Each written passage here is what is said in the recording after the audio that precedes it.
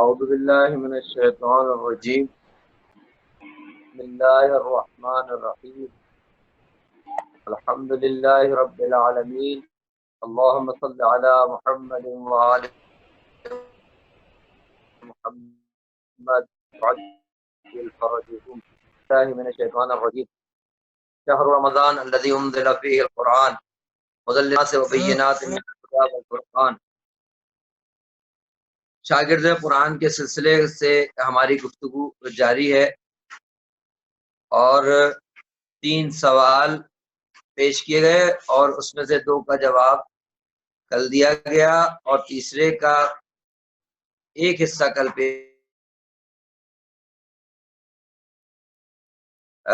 تیسرے سوال کو مکمل۔ کل کا جو سوال پہلا تھا وہ یہ تھا کہ بسم اللہ الرحمن الرحیم جس سے آغاز ہو رہا ہے یہ آیت قرآن کا جز ہے اور مستقل آیت قرآنی ہے کہ نہیں۔ تو گزارش کیا کہ اہل بیت علیہ الصلاۃ والسلام جو سب کے سب معصوم ہیں ان سے جو ہم تک صراحت پہنچی ہے روایات کے ذریعے اس میں یہ بات واضح ہے کہ بسم اللہ الرحمن الرحیم قرآن کا جز اور مستقل آیت ہے۔ اس کے ساتھ ہی علماء اہل سنت بزرگ مفسر جناب فخر رازی جیسے جناب علوسی جیسے لوگوں کا قول کل نقل کیا گیا کہ جو یہ کہتے ہیں کہ بسم اللہ الرحمن الرحیم مستقل آیت ہے اور قرآن کا جز ہے۔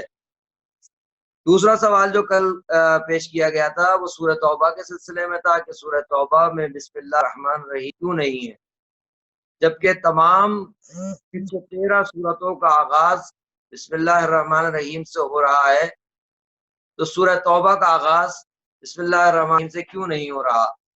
اور ناطق قرآن حضرت علی ابن ابی طالب علیہ السلام کے قول مبارک سے اس کا جواب دیا گیا کہ سورہ توبہ چونکہ برات ہے کفار اور مشرکین سے اور اس کے مضامین عذاب پر دلالت کرتے ہیں اس وجہ سے، اور جبکہ بسم اللہ الرحمن الرحیم خود کلمہ امن و رحمت ہے تو یہ اظہار محبت کے ساتھ سورہ توبہ کے مضامین چونکہ سازگار نہیں اس لیے اس صورت میں بسم اللہ الرحمن الرحیم نہیں ہے۔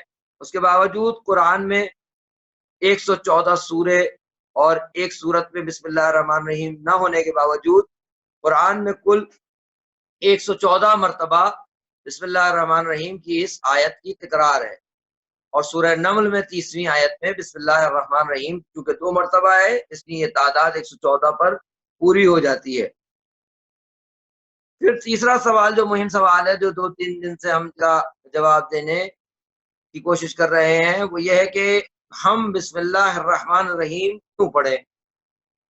گزارش کیا کہ اس سوال کے جواب میں 5 دلیلیں جو ہم نے پیش کرنا ہے جس میں سے ایک دلیل کی طرف کل اشارہ کر پائے کہ جس میں کل اشارہ ہوا کہ انسان کا فطری تقاضا یہ ہے کہ وہ جس کی عظمت کا قائل ہوتا ہے اس کے آگے جھکتا بھی ہے اور اسے یاد رکھنا بھی چاہتا ہے۔ تو چونکہ مسلمان پروردگار کی عظمت کے قائل ہیں تو اس کے آگے جھکتے بھی ہیں اور اس کو یاد بھی رکھنا چاہتے ہیں، اور اس کی یاد کا بہترین راستہ وہی ہے جو خود اس نے اپنی یاد تازہ رکھنے کے لیے ہمیں تعلیم دیا ہے، اور وہ بسم اللہ الرحمن الرحیم ہے۔ اس کے بعد جو سوال تھا وہ یہ تھا کہ اس کی دلیل یہ تھی کہ خالی قرآن کا جس کی طرف کل اشارہ ہوا مختصر کہ قرآن کے علاوہ جس طریقے سے قرآن کا آغاز بسم اللہ الرحمن الرحیم سے ہوا ہے تمام آسمانی کتابوں کا صحائف کا آغاز بھی بسم اللہ الرحمن الرحیم سے ہوا ہے۔ اسی طریقے سے ایک دلیل جو جناب محسن کراتی نے یہاں بیان فرمائی ہے وہ یہ ہے کہ انبیاء علیہ السلام نے بھی اپنے کام کی جو ابتدا کی ہے وہ بسم اللہ الرحمن الرحیم سے کی ہے۔ جناب نوح علیہ السلام کا تذکرہ اور جناب سلیمان نبی کا تذکرہ قرآن نے نقل کیا ہے کہ جنہوں نے بسم اللہ الرحمن الرحیم سے آغاز کیا اور قرآن نے اسے بیان کیا۔ جناب نوح علیہ السلام جس وقت کشتی میں سب کو سوار کر چکے اور یہ وہ وقت تھا کہ جناب نوح نے اعلان کیا، خدا نے اس کو قرآن میں بھی بیان کیا کہ جناب نوح کی کشتی میں سوار ہونے کے سوا نجات کا کوئی راستہ نہیں تھا۔ پانی ابل رہا تھا، سیلاب بھرپور تھا۔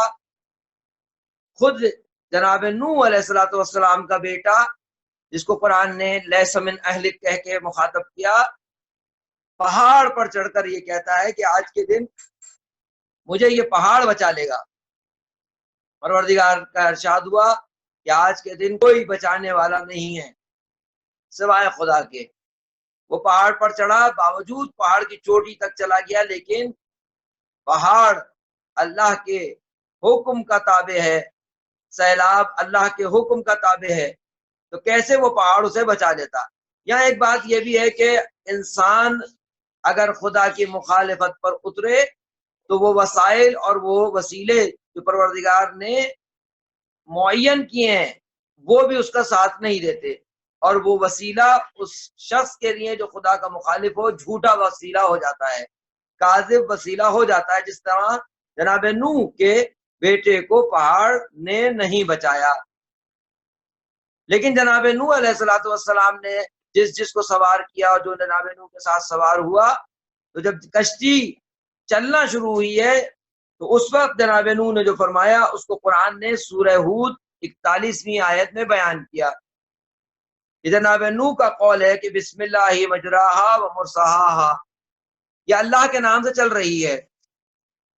اور جناب نوح علیہ السلام کے ساتھ جو سوار ہو گیا وہ نجات پا گیا، اور پیغمبر صلی اللہ علیہ وآلہ وسلم نے اپنی آل اور اپنے اہل بیت کی مثال کشتی نوح سے دی ہے کہ مثل اہل بیتی کا مثل سفینۃ نوح، کہ میرے اہل بیت کی مثال سفینہ نوح کی سی ہے۔ من رکبہا فنجا، جو اس میں سوار ہو گیا وہ نجات پا گیا، اور جس نے اس کو ترک کر دیا وہ غرق ہو گیا۔ اب سوال یہ ہے کہ جو سوار نہیں ہوا وہ تو غرق ہو گیا، لیکن جو سوار ہو گیا ہے، ظاہر پیغمبر اس طرف اشارہ نہیں کر رہے، میں ایک الگ سی مثال سے اپنی بات کو سمجھانے کی، خود کو سمجھانے کی کوشش کرتا ہوں۔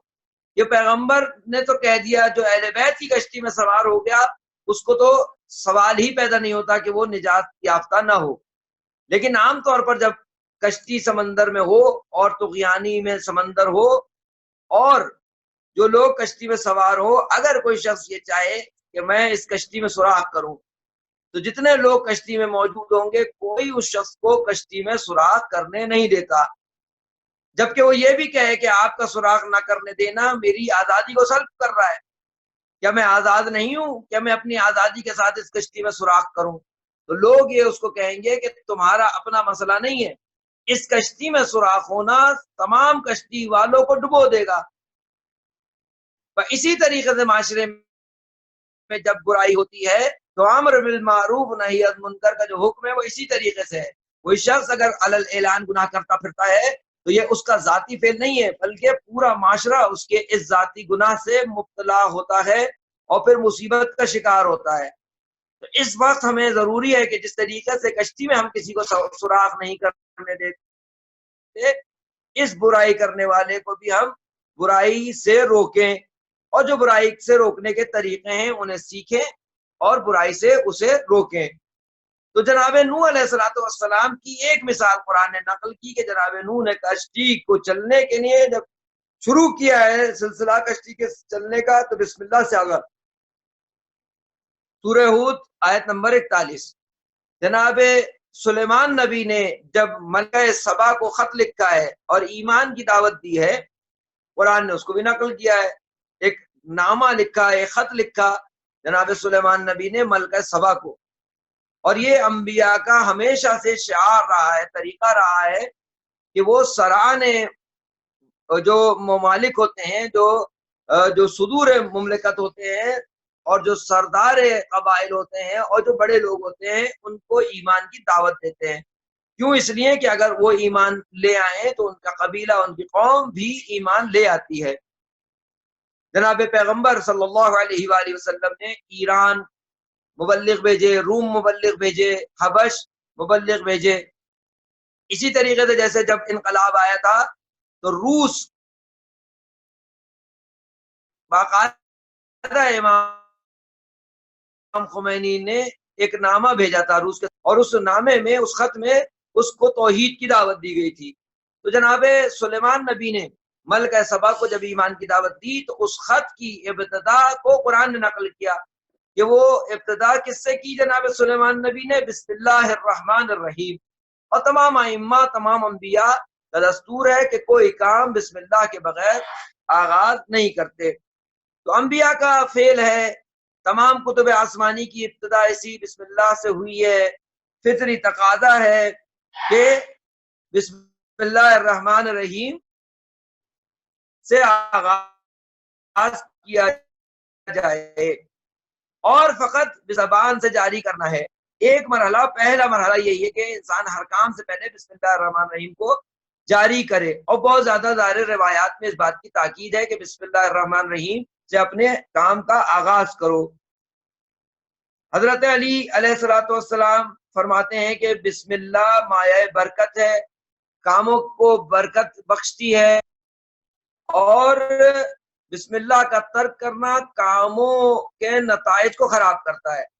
وہ کام جو عام طور پر ہمارے نہیں ہو رہے ہوتے، اس کے اسباب میں سے ایک سبب یہی ہے کہ کرنے والے نے بسم اللہ کو فراموش کیا ہے۔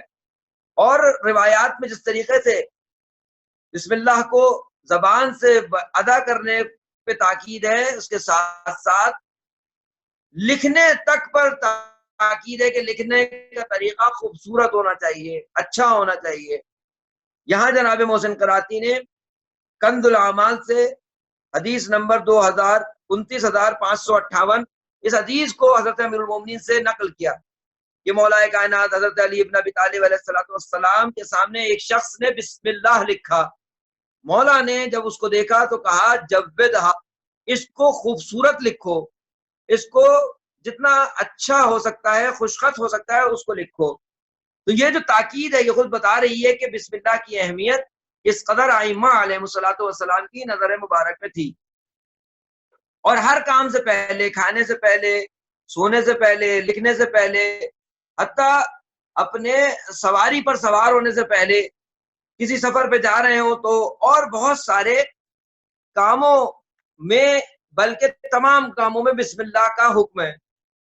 اس میں جو انہوں نے مثال دی ہے اور اس سے جو نتیجہ لیا ہے کہ اسلام کا قانون یہ ہے کہ حلال گوشت جانور کو بھی اگر اللہ کے نام کے بغیر، یعنی پروردگار کا نام، اللہ کا نام لیے بغیر اگر اسے ذبح کر دیا جائے تو وہ ذبح شرعی نہیں کہلاتا۔ اور وہ جو ابھی حلال گوشت جانور تھا، جس کا گوشت کھانا ہمارے اوپر حلال تھا، وہ ہمارے لیے حرام ہو جاتا ہے۔ کیوں؟ اس لیے کہ اس پر اللہ کا نام نہیں لیا گیا۔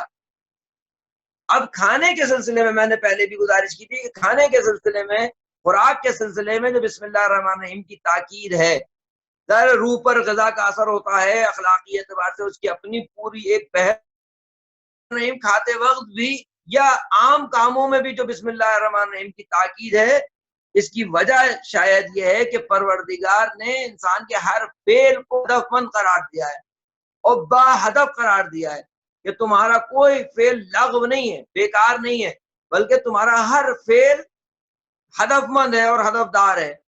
اور اس کا ہدف یہ ہے کہ پروردگار ہر کام میں ہمیں یہ چاہتا ہے کہ تم اپنے کاموں کے ذریعے سے موحد بنو، توحید پرست بنو، اور اپنے کاموں کے ذریعے سے اور جس طریقے سے ہم نے تمہیں کہا ہے اس طریقے سے اس کو انجام دے کے اپنے اوپر رنگ الہی چڑھاؤ۔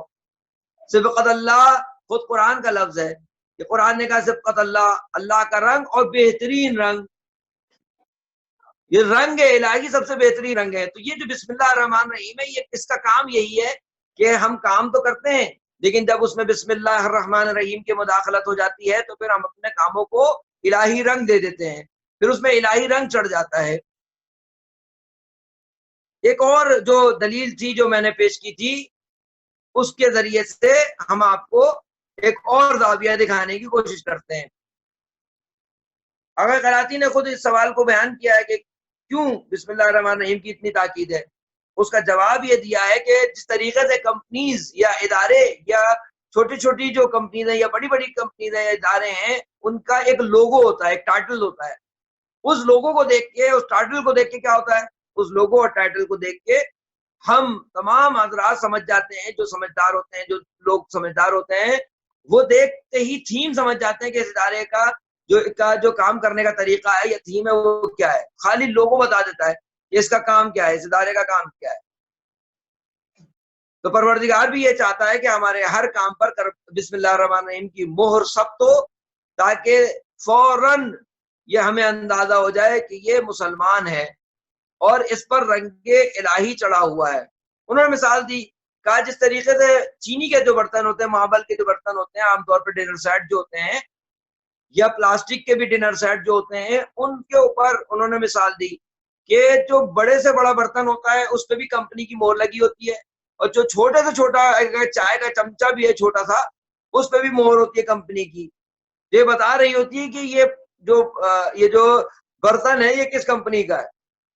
کہا بالکل اسی طریقے سے ہمارے ہر چھوٹے بڑے کام سے پہلے جو بسم اللہ کی تاکید ہے وہ اسی طریقے سے، تاکہ معلوم ہو کہ ہمارے وجود پر، ہمارے کاموں پر الہی رنگ چڑھا ہوا ہے اور اللہ کے نام کی مہر لگی ہوئی ہے. بڑے سے بڑا کام ہو، قرآن کی تلاوت ہو، ذکر اہل بیت علیہ الصلوۃ والسلام ہو، یا کوئی چھوٹے سے چھوٹا کام ہو، جس طریقے سے خود کھانا پینا، ہر کام سے پہلے بسم اللہ الرحمن الرحیم ہمیں الہی رنگ فراہم کرتا ہے. ہمیں بسم اللہ الرحمن الرحیم کی آیت ہم پر توحید پرستی کا ایک خول چڑھاتی ہے، ہمیں موحد بناتا ہے یہ خود بسم اللہ الرحمن الرحیم سے کا کہنا. اچھا یہ ایسا نہیں ہے جیسے میں نے پہلے بھی گزارش کی کہ کوئی نئی چیز ہے جو اسلام نے پیش کی ہے، نہیں ایسا نہیں ہے. تمام اقوام اور ملل میں آپ کسی بھی مذہب میں چلے جائیں، ایک خاص دستور ہے. وہ کیا دستور ہے کہ جب کوئی کام شروع کیا جاتا ہے تو یا تو کسی عظیم، جو ان کی نظر میں عظیم ہوتا ہے، باعظمت ہوتا ہے، اس کے ہاتھ سے شروع کراتے ہیں، یا کم از کم جو لوگ ان کے معاشرے کے اندر، ان کے مذہب کے اندر محترم ہوتے ہیں، ان کے ناموں سے کاموں کو شروع کرتے ہیں. اور اس سے ہدف کیا ہوتا ہے کہ ان کے ہاں یہ ہدف ہوتا ہے کہ کام کو جب کسی عظیم انسان سے شروع کروائیں گے یا اس کے نام سے شروع کریں گے تو کام میں برکت آ جائے گی. آپ چلے جائیے، یہودیت میں چلے جائیے، عیسائیت میں چلے جائیے، ہندوؤں میں چلے جائیے، سکھوں میں چلے جائیے، بھگوان کا سلسلہ، گرو نانک کا سلسلہ، یا جناب عیسیٰ کو خدا سمجھتے ہوئے وہاں عیسائیت کا سلسلہ، جناب عزیر کو خدا کا بیٹا سمجھتے ہوئے ان کے نام سے شروع کرنے کا سلسلہ، یہ سب یعنی کوئی ایسی چیز نہیں ہے کہ مسلمانوں سے جو غیر فطری یا جو غیر انسانی ہو، جو تمام انسان جس کو نہیں مانتے ہو، وہ طلب کی جا رہی ہے. نہیں، ایسا نہیں ہے. جہاں بھی چلے جائیں. اب یہاں جناب آغا محسن قرادی نے ایک مثال دی ہے. جناب محسن قرادی فرماتے ہیں کہ خود جو عظیم ہستی ہوتی ہے اس کے ہاتھ سے کام شروع کرانا. پیغمبر صلی اللہ علیہ وآلہ وسلم نے کئی جنگیں لڑی ہیں، بدر لڑی ہے، احد لڑی ہے، خیبر لڑی ہے، خندق لڑی ہے. جنگ خندق کو کہ اس جنگ میں جناب سلمان، جن کو لوگ فارسی کہتے ہیں، اور امام صادق علیہ الصلوۃ والسلام کے سامنے کسی نے سلمان فارسی کہا تھا تو مولا نے کہا کہ ان کو سلمان محمدی کہو. تو جناب سلمان محمدی کا جو مشورہ تھا، پیغمبر نے اس پر جو ہے نا اس کو قبول کیا، اور اس کے ذریعے سے انہوں نے کہا کہ ہمارے یہاں جنگ ہوتی تھی تو ہم خندق کھولتے تھے تاکہ دشمن سے محفوظ رہ سکیں. جناب سلمان جو محمدی، ان کا جب مشورہ جو ہے نا اس پر عمل کیا کہ پہلا کام، ابتدا جو کی ہے خندق کی، وہ رسول اللہ صلی اللہ علیہ وآلہ وسلم نے کی ہے. پہلا جو پہلی گیتی جو زمین پہ ماری ہے وہ جناب سلمان نے کے مشورے پر، وہ رسول اللہ صلی اللہ علیہ وآلہ وسلم نے، باوجود اس کے کہ وہ سب سے بڑے اس وقت لیڈر ہیں، لیکن انہوں نے ابتدا ان کے ہاتھ سے کروائی گئی اور انہوں نے کی، اسی لیے کہ سب ان کی عظمت کے قائل تھے اور ہیں.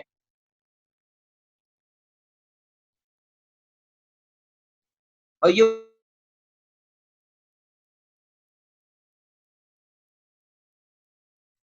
وہ جنگ واحد، نہ بدر میں یہ جو ہے صورت تھی، نہ احد میں یہ حال تھا، نہ خیبر میں یہ حال تھا. یہ جنگ خندق وہ جنگ ہے کہ جس میں تمام کفار اور تمام کا تمام کفر اکٹھا ہو گیا. اس میں کفار بھی تھے مکہ کے، اس میں مشرکین بھی تھے، اور اس کے اندر جتنی قوتیں تھیں اس وقت مسلمان اسلام مخالف، سب کے سب موجود تھے. سب نے اکٹھے ہو گئے اسلام پر حملہ کرنا چاہا. اور ایک شخص بنام عمرو ابن عبدود، وہ اس طرف رسول اللہ کی طرف کود کے آیا کہیں سے جہاں سے خندق کو تنگ کھودا گیا تھا، ورنہ ممکن نہیں تھا کہ وہ داخل ہو جاتا، اور آ کر اللہ علیہ وآلہ وسلم کے رحمت للعالمین فرماتے ہیں کہ کوئی ہے جو اس کتے کو جواب دے. سب لوگوں سے رسول اللہ صلی اللہ علیہ وآلہ وسلم نے کہا کہ کوئی ہے جو اس کتے کو جواب دے، رحمت للعالمین، لیکن چونکہ کفر کا نمائندہ ہے اس وجہ سے اس کے ساتھ نرمی نہیں کھڑے ہوئے. اور رسول اللہ صلی اللہ علیہ وآلہ وسلم نے جب مولا کائنات اس کی طرف جاتے ہیں تب کہا کہ کل کا کل ایمان کل کے کل کفر کی طرف جاتا ہے. اور پھر امیر المومنین نے اس کو زیر کیا، اور وہاں پہ بھی مشہور و معروف ہے کہ امیر المتی کی تو مولا نے، لیکن مولا کائنات نے بعد میں اس کا سر قلم کر کے رسول اللہ کی خدمت میں لا کے ڈال دیا. اللہ کے ساتھ کی اس کی مثال دی انہوں نے. یہ ہمیشہ سے رہا ہے کہ جو عظمت والی شخصیات ہوتی ہیں، باعظمت شخصیات ہوتی ہیں، ان سے کاموں کی ابتدا کروائی جاتی ہے. اور اسی طریقے سے سب سے عظیم ترین ذات کیونکہ پروردگار ہے تو اس کے نام کے ساتھ کام کا شروع کرنا بابرکت ہوتا ہے. یہ ساری کی ساری اپنی جگہ. اور ایک اور آخری دلیل اور سب سے ایک الگ طریقے کی دلیل ہے جو میں نے آپ کی خدمت میں بھیجی ہے، جو وہ دلیل ہے کہ بسم اللہ الرحمن الرحیم چونکہ حکم پروردگار ہے، اور حکم پروردگار کی 5 قسمیں ہیں، سب جانتے ہیں. بعض نوجوان دوست ہوں گے ان کے لیے کہہ رہا ہوں کہ حکم پروردگار یا واجب ہوتا ہے یا حرام یا مستحب یا مکروہ یا مباح. واجب اسے کہتے ہیں اس حکم کو پروردگار کے کہ جس کو کرنا ہے نہیں کریں تو عذاب. حرام اسے کہتے ہیں جسے نہیں کرنا کریں تو عذاب. مستحب وہ ہے کہ جسے کرے تو ثواب، نہ کریں تو عذاب نہیں ہے. مکروہ اسے ہے کہ جسے نہ کریں تو ثواب اور اگر انجام دے تو گناہ نہیں ہے. مباح برابر ہے کرے نہ کرے.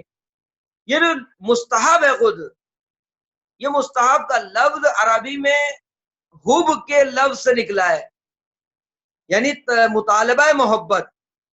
باب استفعال ہے، استحباب یعنی تقاضۂ محبت. کس کی طرف سے؟ پروردگار کی طرف سے.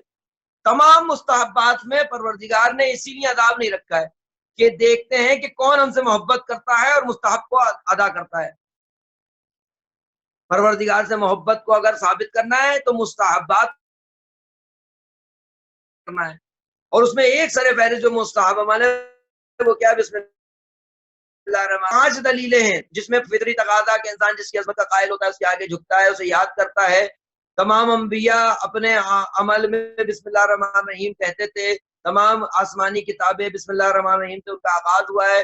اور اس کی مثالیں جو دی گئی تمام انسانوں کا طریقہ یہ ہے کہ وہ جس کی عظمت کے قائل ہوتے ہیں یا اس کے ہاتھ سے کام کو شروع کراتے ہیں یا اس کے نام سے کام کو شروع کرتے ہیں. یہ ساری دلیلیں اپنی جگہ. صرف اتنا کافی ہے کہ یہ مالک کا حکم ہے کہ اپنے کاموں سے پہلے بسم اللہ حقیق ہوتے ہیں ان کے نزدیک. اتنا کافی ہے کہ مالک یہ چاہتا ہے، مالک کا تقاضا یہ ہے، مالک ہم سے یہ تقاضا محبت کرتا ہے. جس طریقے سے میں آپ کو مثال دوں، ہے تو یہ فرما برداری کی مثال، لیکن صرف سمجھنے کے نہیں ہے. آرمی کی جب پریڈ ہوتی ہے تو ایک کوشچن دینے والا ہوتا ہے، وہ کہتا ہے رائٹ ٹرن، ساری فوج رائٹ ٹرن ہو جاتی ہے. وہ کہتا ہے لیفٹ ٹرن، ساری فوج لیفٹ ٹرن ہو جاتی ہے. وہ کہتا ہے اباؤٹ ٹرن، ساری فوج اباؤٹ ٹرن ہو جاتی ہے. کوئی ایک فوجی اس کوشچن دینے والے سے نہیں پوچھتا کہ آخر ہم رائٹ کیوں مڑے، لیفٹ کیوں مڑے، الٹے کیوں ہو جائیں. کیوں؟ اس لیے کہ اعتراض نہیں کر سکتے. یہاں اعتراض کی گنجائش نہیں ہے. اعتراض کے عوض میں کورٹ مارشل تک ہو سکتا ہے. اسی طریقے سے اگر پروردگار جو اللہ جلالہ اگر اس تک آپ پہنچ گئے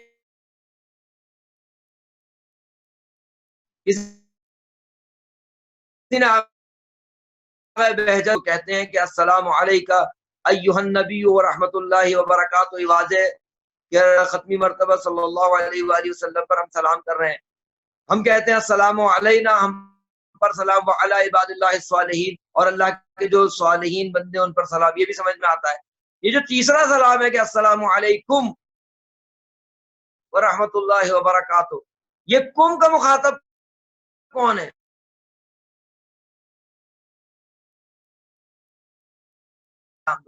کیفیت ہے الرحمن الرحیم کو نہیں بھلانا، اس لیے کہ بسم اللہ الرحمن الرحیم پروردگار کا ذکر ہے، پروردگار کی یاد ہے. کوئی چیز مجھے سمجھ میں آئے نہ آئے، میں اتنا بس میرے لیے کافی ہے کہ میرا مالک مجھ سے یہ چاہتا ہے اور وہ مجھے اس عمل کے دوران دیکھ رہا ہے.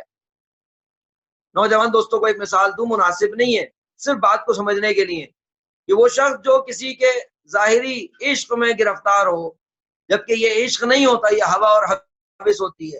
حیوانیت کا زیادہ اس میں وہ پایا جاتا ہے، حیوانیت زیادہ پائی جاتی ہے. اگر اس سے جو عشق، جس سے کیا تین دوپہر میں دھوپ میں آ کر چوراہے پر دو اوور کوٹ موٹے موٹے اور کھڑے ہو جائے، اور میں وہاں سے کھڑکی سے آپ کو دیکھ رہی ہوں، تو اس کو کسی کی پرواہ نہیں ہوگی. حالانکہ یہ وہ عشق نہیں ہے کہ جو اصلی عشق ہوتا ہے، یہ ہوا اور حوث ہے. لیکن یہ صرف اس اعتبار سے کہ وہ دیکھنے والا دیکھ رہا ہے، یہ اس کو نہ اس کی فکر ہوگی کہ لوگ کیا کہہ رہے ہیں، نہ اس کو اس کی فکر ہوگی کہ اس فعل میں کیا فائدہ ہے. اس کے نزدیک صرف اور صرف فائدہ یہ ہے کہ وہ دیکھ رہی. اس غیر مناسب مثال سے اب آپ سوچئے، اگر انسان اعمال کو انجام دیتے ہوئے یہ سوچے فقط کہ خالق نے تقاضۂ محبت کیا ہے، تو کبھی انسان اس بات کو نہیں بھلا سکتا ہے. کبھی انسان کے لیے وہ بات نہیں ہو سکتی کہ وہ فراموش کرے بسم اللہ الرحمن الرحیم کو، چاہے وہ رمضان کا روزہ ہو، یا ہمارے عام زندگی کے معاشی معاملات ہوں، یا گھریلو زندگی کے جو معاملات ہیں، جتنے معاملات ہیں فراموش نہ کی. ایرانی چینلز پہ جائیے، دیکھیے، کوئی شخص آپ کو ایسا نہیں ملے گا جو بات شروع کر رہا ہو اور اس میں بسم اللہ الرحمن الرحیم نہ ہو. میں اس لیے نہیں کہہ رہا کہ وہ کہتے ہیں، وہ اس لیے کہتے ہیں کہ خدا کا حکم ہے. ہمیں بھی اس لیے کہنا ہے کہ خدا کا حکم ہے. ہمارے ہاں بسم اللہ الرحمن الرحیم کا تقریباً رواج نہیں ہے. تو ہمیں چاہیے اتنی بات سننے کے بعد اگر ہماری بات سمجھ میں آ جائے کہ نہیں کہنا ہے. میرا وقت تمام ہو گیا اور بات بھی تقریباً پوری ہو گئی ہے. پروردگار سے دعا ہے کہ مالک ہمیں واقعاً جس طریقے سے تو چاہتا ہے اس طریقے سے زندگی گزارنے کی توفیق عنایت فرما. اللہم صلی علی محمد وآل محمد وعجل فرجهم.